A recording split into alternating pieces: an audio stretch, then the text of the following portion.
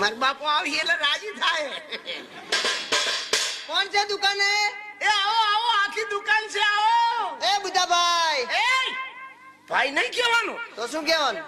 કોઈના મનમાં કેવું હોય, કોઈના મનમાં કેવું હોય, બુધાલાલ કહેવાના. તો બુધાલાલ, હે મારા ઘરે મહેમાન આવે છે, પાછળ ખાંડ લેવી છે. મહેમાન આવ્યા? હા.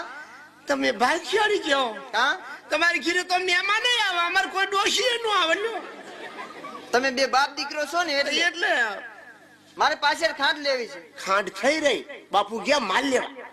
હશે, થોડી હશે, જો ને. હવે ડબ્બામાં જોવું હોય તો દઉં, નકર ન દઉં.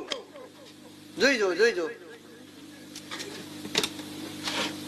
આ તમે ભાગ્યશાળી હો. એમ થોડી આમથી જોખ્યા વગર દઈ દઉં.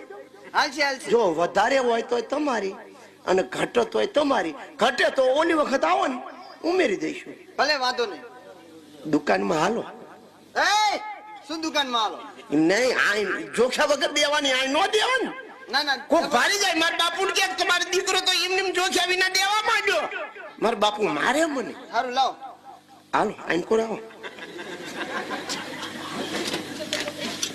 લાવ, ખોળે ધોરો. છકી દઉં ને.